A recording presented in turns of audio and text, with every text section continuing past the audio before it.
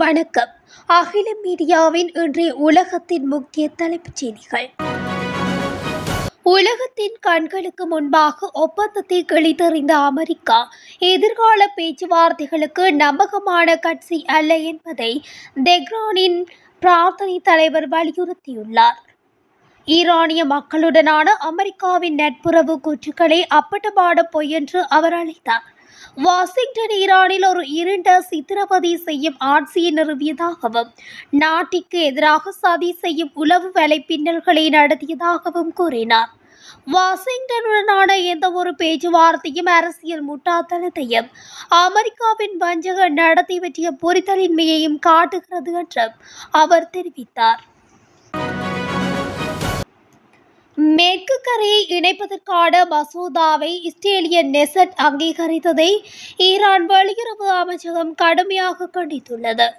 இது ஐநா சாசனத்தின் அப்பட்டமான மீறல் என்றும் இஸ்ரேலின் காலனித்துவ மற்றும் விரிவாக்க நிகழ்ச்சி நிரலின் நீட்டிப்பு என்றும் கூறியுள்ளது. வெளியுறவு அமைச்சக செய்தி தொடர்பாளர் இஸ்மாயில் பகாயி நெசட்டின் முடிவை சியோனிச ஆட்சியின் குற்றவியல் மற்றும் காலனித்துவ விரிவாக்கத்தின் மற்றொரு படி என்றும் விவரித்தார். இது பாலஸ்தீன மக்களின் சுயநிர்ணய உரிமையை 8 தசாப்தங்களாக முறையாக மீறுவதன் தொடர்ச்சியை குறைக்கிறது என்றும் வலியுறுத்தினார். இந்த நடவடிக்கை சர்வதேச சட்டத்தின் குறிப்பாக நாடுகள் தங்கள் தலைவிதியை தாங்களே தீர்மானிக்கும் உரிமையை உத்தரவாதம் செய்யும் சட்டங்களை அப்பட்டமாக மீறுவதாகவும் அவர் மேலும் குறிப்பிட்டார். பங்களாதேஷின் முன்னாள் பிரதமர் ஷேக் ஹசீனா மீதான ஊழல் குற்றச்சாட்டுகளுக்கு நவம்பர் 13 அந்நாட்டு சர்வதேச குற்றவியல் தீர்ப்பாயம் தீர்ப்பு அளிக்கவுள்ளதாக அறிவித்துள்ளது.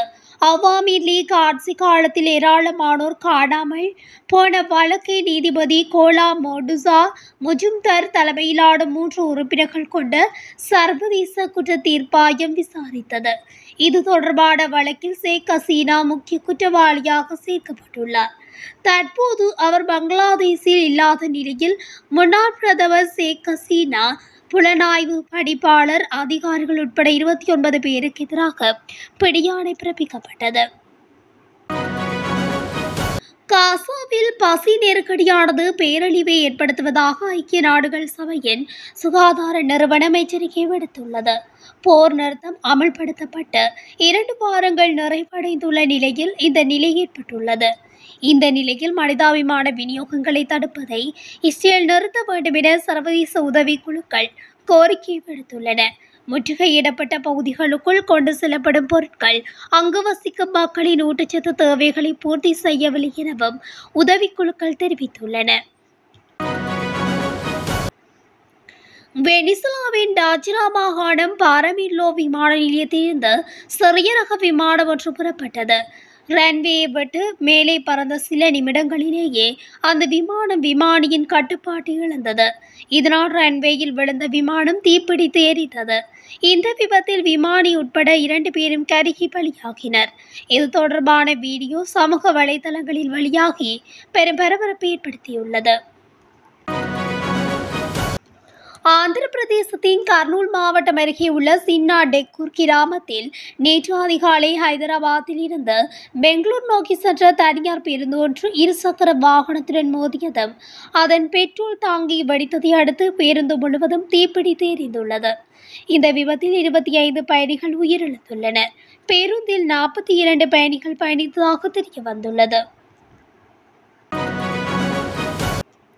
மேற்கு சுவிட்சர்லாந்தில் மணிக்கு 132 கிலோமீட்டர் வேகத்தில் வீசிய பெஞ்சமின் சூறாவளி பலத்த சேதத்தை ஏற்படுத்தியுள்ளது.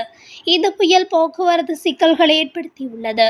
பெஞ்சமின் சூறாவளி தாக்கத்தால் மரங்கள் விழுந்ததால் சியோன் பள்ளத்தாக்கை தற்காலிகமாக மூடப்பட்டுள்ளதாக நியூசடேல் கேண்டோனஸ் போலீசார் அறிவித்தனர்.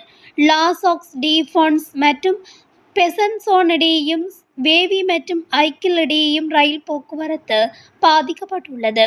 அதேவேளை ஜெனீவாவில் முன்னெச்சரிக்கை நடவடிக்கையாக நகர நிர்வாகம் அனைத்து பூங்காக்கள் மற்றும் நடைபாதைகளையும் மூடியுள்ளது.